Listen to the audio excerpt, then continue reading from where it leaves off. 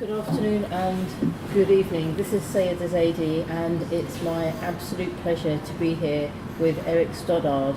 And we're actually at the University of Warwick, where we are at the BIAP conference, where we met a year or so ago. And in today's conversations in practical theology, we're going to be looking at space, and we're going to be looking at physical presence. And you'll see that we're actually together sharing the same space.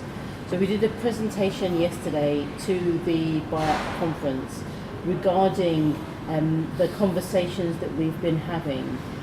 And it was a very interesting experience because it was different to the sessions that we've been doing online. And then we were discussing things such as the presence of God and our presence and the presence of an audience and how that impacted our discussions. And so we thought we would bring that to you. Yes, it was really fascinating yesterday doing it in a different way. Because, okay, we had the horseshoe audience, but I think I was very much more conscious of attending to you because you were right there in front of me and sort of almost blocking out the audience, because this was a conversation that we were doing yesterday between two people without any screen in between us, and I think that makes a big difference. Yeah, absolutely. And it was just when you share a physical presence, you share something that I think is missing through online. And so regardless of whether you call it aura or spirit or sense, but there is something special about that, and I think it makes the connection much greater. And you're right, it was very interesting, the audience, because when the introduction was done, we were facing the audience, and it was a physical shift to actually be having this conversation one-to-one, but knowing that there were observers. And in my head, I just had to keep coming back to the fact that I'm here speaking to you. Yeah, and I think one of the differences for me is that when we do this online, we are actually building on what was first of all a face-to-face encounter. Absolutely. It would be totally different if you and I had met online and then decided to do those conversations, because we started off with face-to-face encounter at that conference last year. Yeah, I mean, it's interesting because you raised some interesting kind of dilemmas for me, because the majority of my work is online. And so do I form deeper relationships with people who I've had an initial actual physical contact with in terms of sharing space?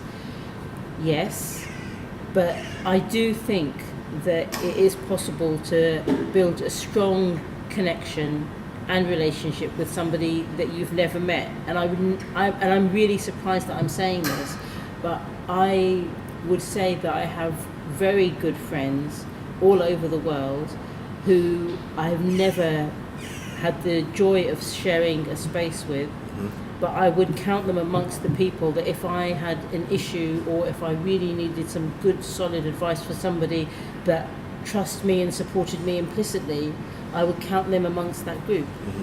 Now, can I just pick up something that you said? It was maybe just a slip of the tongue, but you said a relationship that I have online with people I've never met. Yeah. Now that's so it's to use met in that context. It's interesting, isn't it? Because I think when we use the word meet or met, it's the kind of societal use of that word. So I've never physically met them, but actually I've probably connected with them on a much greater level, psychologically, emotionally, spiritually in some cases, than I have with people that I see on a day-to-day basis, which is really strange. And I wonder if it's something about the attention, that if we're doing something online, we're fully attending because we're there in front of each other on a screen. And I do a lot of supervision of students, and it's done online. And I find it much easier to see them if we've got a 45-minute supervision session than if I'm on the phone to them. I find that much more tiring, and there's something about seeing and getting more cues than just the audio cues. Yeah. I mean, I think that the kind of revolution that we've had with the internet and with technologies such as Skype and Zoom and other ones has actually made life a little bit easier, because those cues that you can pick up from seeing somebody's eye twitching or their face changing are really, really important. And I do actually, it's really interesting, because one of my own coaches is also a coach trainer, and he said that sometimes when he does group coaching, he deliberately does it as audio at the beginning and then turns the video on, because he doesn't want to be distracted by all the faces within the group, and he doesn't want his face to distract the audience because they're focusing on his expressions. He wants them to focus on the word and the message that's being given. That, I'm not sure I like that idea, because the words to me can't really be separated from the eyebrows, from the eyes, and once you just have audio.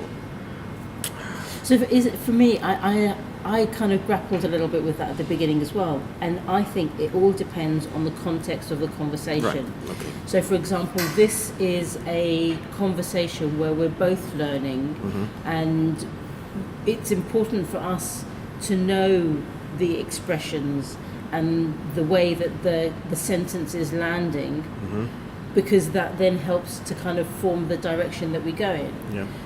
With coaching processes, there is actually a framework and a process to go through. So in that context, and because there is a group, I think it probably works. And it would be interesting if we did one of these conversations with a group of 15, 20 people. How would we then feel about having the video on or off? Yeah, and I think you're absolutely right that context is the thing, and what is it that we're trying to achieve in that particular being present to each other. Because I think you're right that if there's some sort of presentation, that's a different thing. You want to get rid of the distractions, but being present to each other, I think, creates a different, it needs a different dynamic. Yeah, absolutely. And just coming back to something you said about finding the video much easier than the audio, I also find sometimes the video is much more easier than physically meeting. Because, so for me, and you know, it must be the same to you, for me, going across London, if you have a 1 hour journey, you're lucky. So by the time I get to somewhere to meet somebody, I'm just going to pause whilst the little thing passes. But for me to meet somebody physically, it takes a lot of effort, and sometimes the effort can be physically draining, so that when I'm with that person, I may not actually be 100% present, even though I am present. Okay.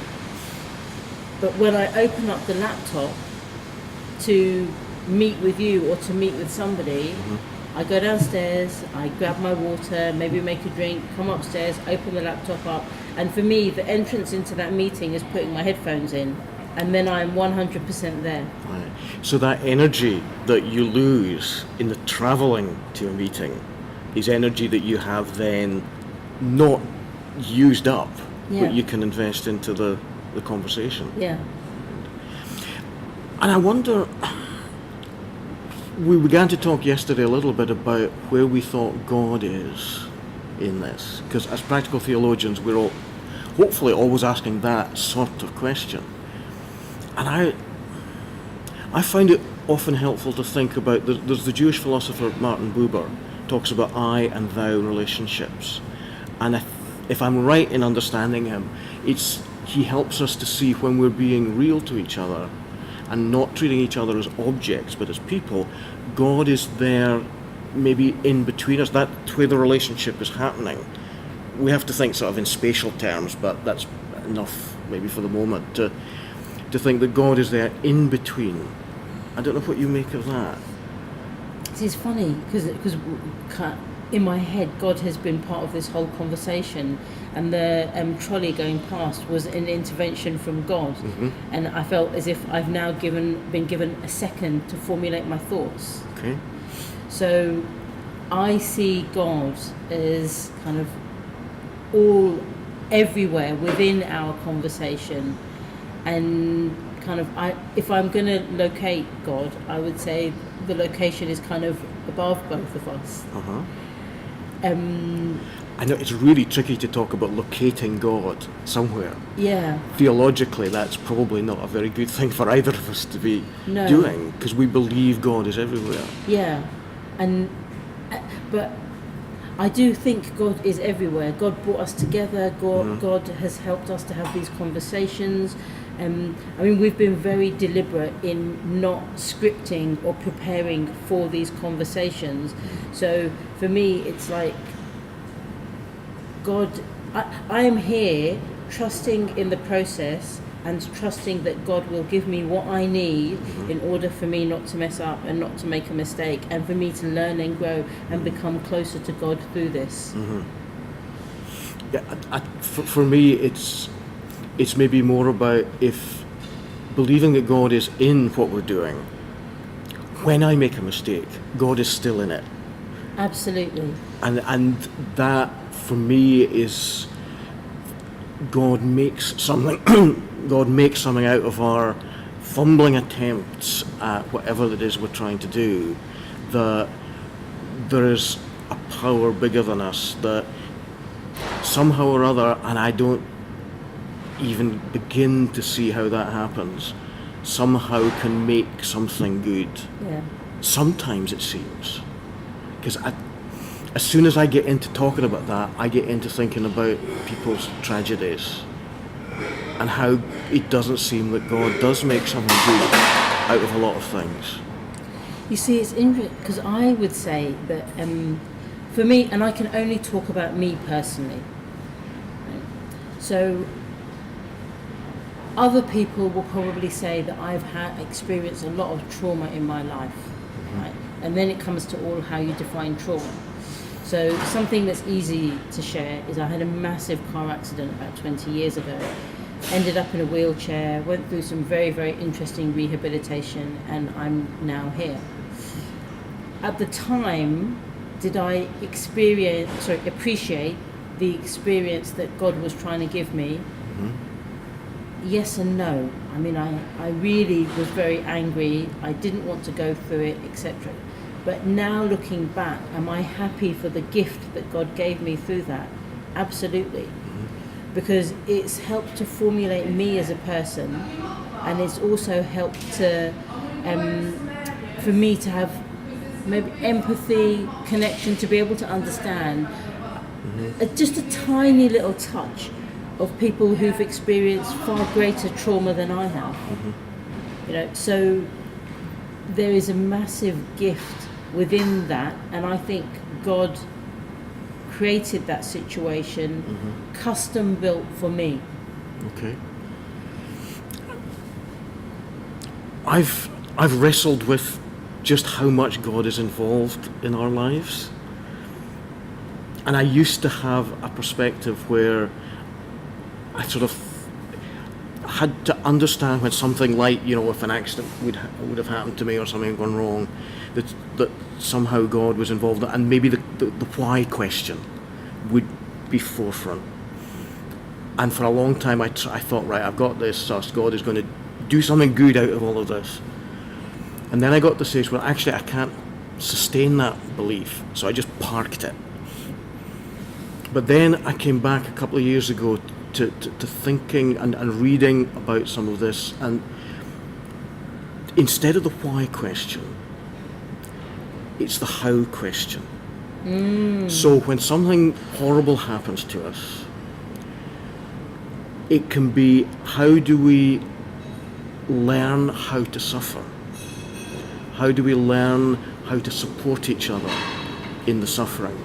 And how do we build communities, for me, of Christian faith that help us to lament when something horrible happens, that help us to be angry, to express that to God, and to be communities that aren't obsessed with why, but how, and how do we support each other. And for me, that made a huge amount of difference about where is God, how is God present in things. Because it's in where do we turn and how do we turn to others when tragedy happens. Yeah, I mean, it's interesting because you're making me think of the question I'm always asking myself is, what is God trying to teach me? So, and then maybe there is also an element of what is God trying to save me from, you know? And if I miss a train, what is God saving me from?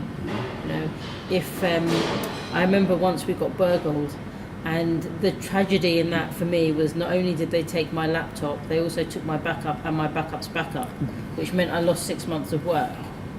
And my, I mean, I was livid. I was like, take my money, just give me my laptop back. Keep the laptop, give me my work. You know, that's the situation I was in. And then I kind of, you know, you go through your thought process and you go from emotion to emotion. And in the end, I just thought, this is God saying my work is not good enough. And I need to go back and I need to reassess and I need to start again. And I think when I did do that work again, clearly it took me a lot less time because I'd done some of that work already inside my head, but also it was significantly better. And I wonder if sometimes through things like this, and this is an easy example for me to say this about, but we set our standards at a certain level, and God is reminding us either of how lucky we are or how we need to try and just shift our standards up a little bit. And all of this comes back to growth. So you used the word suffering. For me personally, I would use the word growth. But in some ways they're both sides of the same coin, right? Not always for everybody. No, exactly. And that's the key. Yes. Because I think that there are times when I have suffered greatly, and my car accident is a huge example of that, because I would never wish that experience upon anybody else, but I've now been able to take that, intellectualize it, deal with it physically and emotionally and all of those other things, and I'm out of the other side. Do I want someone else to have to go through that? Never. So I did suffer, but the other side of my suffering was growth. Now the challenge that we have here is that I think that God is present in everybody's incidents and experiences. I've chosen to engage with that. What about the people who aren't and don't have a language to look at the challenging situations that they're facing in their life? And actually, what about the people who can do nothing about the challenging situations that they have in their life? And how do they then experience God? Yeah, because I'm in awe of people who go through great tragedy and are able to make that growth. And I have so much respect for those who get stuck and for whom it's not growth. Yeah. Because there but for the grace of God go I. Absolutely. And I don't know why for some person it becomes growth, for someone else it becomes decay. Yeah. And isn't it interesting that literally that phrase, there by the grace of God go I. I mean, I look at homeless people, and there's a lot of research that says that most people within the UK, well, I'm saying most, a number of people within the UK are 2 steps away from becoming homeless. And those steps could be something like divorce, they could be being kicked out of your accommodation. It's not complex, you know. So why is God choosing some people not to be homeless and choosing some people to be? And that that discussion is way beyond my pay grade. But it's a very interesting one to look at, because as a Muslim, I think God is creating our situations. And everything is written, and then the pen has been lifted. Okay. So even this conversation was written somewhere, or God had already planned it before we even knew. Right? But how I really haven't got the language or the ability yet to be able to work out how events happen, why does tragedy happen, why are there complex political situations. I'm not sure yet, but I still have a huge amount of learning to do. So Yeah, I think I'm going to steal that phrase for a theological answer to something that's beyond my pay grade. I really like that, because I think that's where I was at in trying to wrestle theologically with some of these issues, and just, as I used the term, parking it. yeah, absolutely. Because I couldn't get anywhere. And the position I have now about focusing on how we support and find support and create communities that enable us to lament and be angry and to care and love, I know that's not the philosophical solution, but it's at least something that I can do and think about while those bigger things are parked, and they'll probably be parked forever.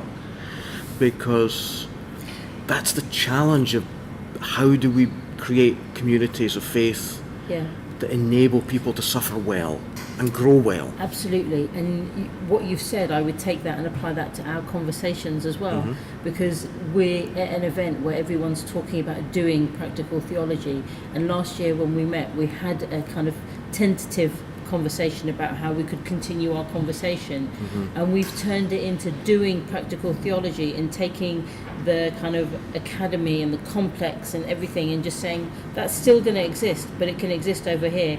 Let's just get on with it. And I think that's what you're describing to me, in that we don't need to necessarily understand all of the answers. That's our ego if we want to understand it all, but we can just get on with it, and we can support and we can help and we can create an environment of care and love, so that when somebody is going through their suffering, there's just someone sitting next to them and saying, I'm here with you. Yeah, and in my Christian tradition, we'll sometimes use the term God with skin on. And by that we mean incarnation, but we mean someone who gives someone else a hug when they're in need, when that's appropriate, and human touch and practical help. And that phrase, God with skin on, captures for me something about this God being present in how we physically care for others. It's not a metaphysical sort of argument. And isn't that interesting? Because it comes back to the bit that we discussed about the difference between online and physical. Because when we are conversing online, our souls are there, but they're not able to touch, let's say.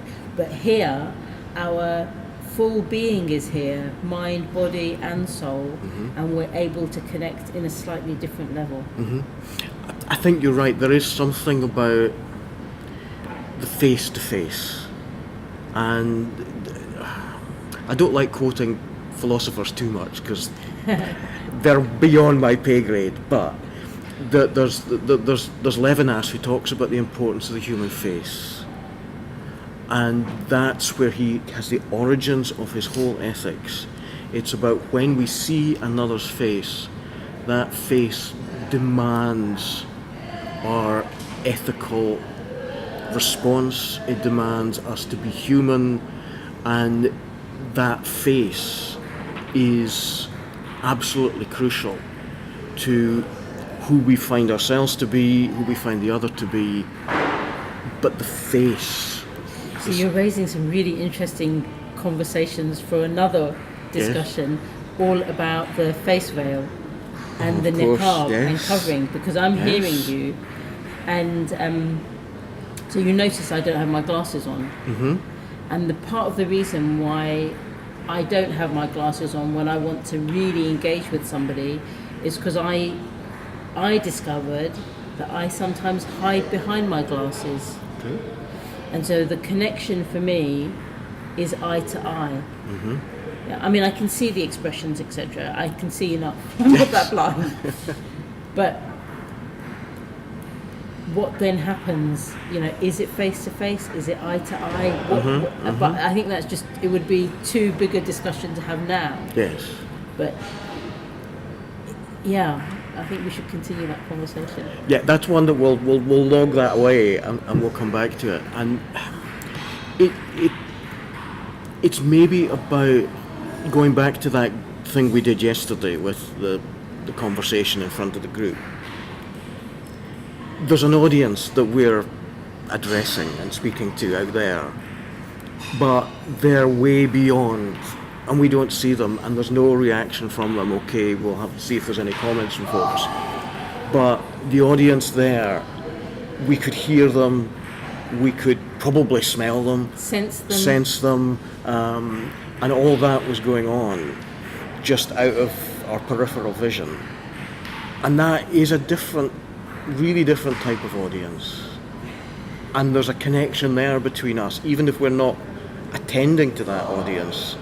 There was some sort of connection. It maybe comes back to me about the physicality of being human and being present to each other.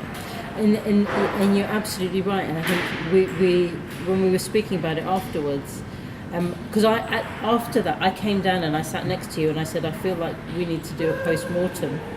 And just there didn't seem to be that conclusion. And when we do our sessions over Zoom, there's always a couple of minutes at the end where we can conclude the conversation. We've completed the recording, we'll discuss the next meeting, and then that's it. But there we didn't have that. And I think in some ways also having the physical presence of that audience, it kind of put a different pressure on. Here we are just two people having a conversation which we then share with a wider audience, and we don't know them, which is a different kind of a conversation because it feels more private and it's being shared. Yesterday's this conversation, it didn't feel, I mean, it was a private conversation being held in public, and that has a different dynamic. Yes. I think it was reminding me of some of the exercises used to do when we were learning and teaching listening skills. And there was a goldfish bowl sort of exercise, and you would do the interaction and people were watching, then to criticise and positively to criticise.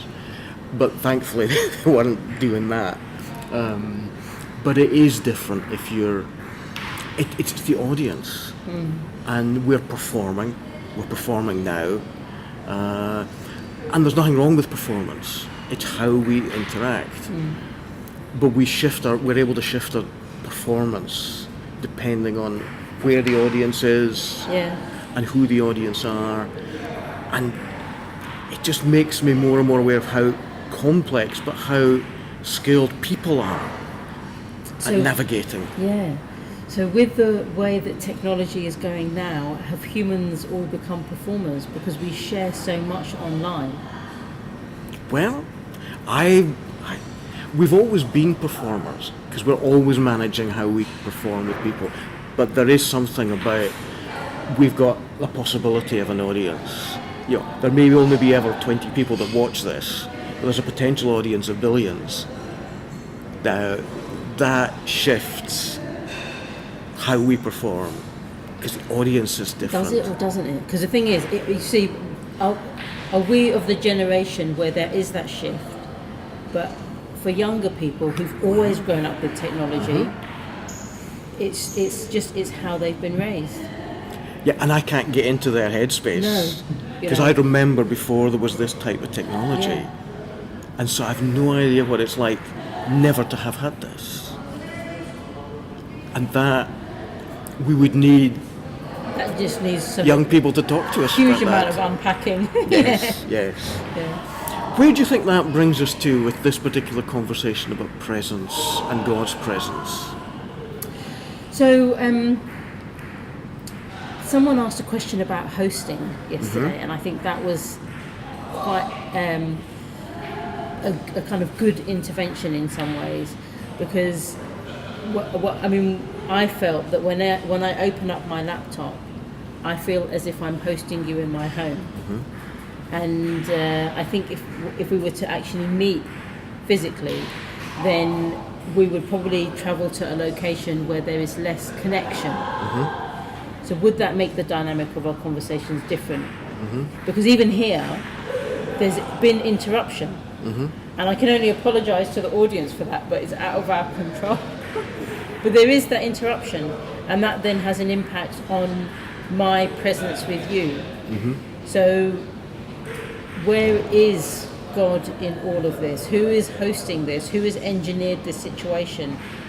It can't be us. I think it is God, even though we may feel as if we're hosting each other as well. Yeah, and when the person said maybe it's God who's hosting, so that we don't get into the idea of somebody's the host, somebody's the guest. Yeah. With that, whether it's a metaphor, however one to understand it, if God is hosting us, then we're guests. We're two guests in the presence of in God. the presence of God. Yeah, and I think that kind of it's been very important for me that we are that I see you as an equal player, and that I'm not intimidated by you, because I've discovered some things about you yesterday which I did find very intimidating. And I was reflecting upon myself afterwards, and I thought, actually, when do I do that to other people? Because I know that sometimes individuals will discover something about the work that I've done or the qualifications that I have, and this is probably why I don't have a card, because if I had a card and I put all my qualifications on it and I gave it to somebody, they probably would feel intimidated. So this discussion about hosting is making me think, well, when I acknowledge that God is hosting us, I think we are on that level playing field, which also means that because we're doing it in our homes, we're responsible for getting our own drinks and for making our environment comfortable for us. I don't have to think, oh my God, have I put enough sugar in the tea? Is the milk right? I don't have to worry about any of that. So when we come in some ways more present, because we are being hosted by God. Yes, and in the language of the internet and hosting on media platforms, it's a word that is used now in so many different ways, and maybe for a future conversation as well, to think more about hospitality, hosting in a digital environment. But I can sense breakfast is coming. Yes. And folks are beginning to gather. So thank you to the audience, thank you for watching. There'll be another of these podcasts. Please add some comments, and we'd be delighted to hear from you. But from Zaidi and from Eric, goodbye. Goodbye, thank you.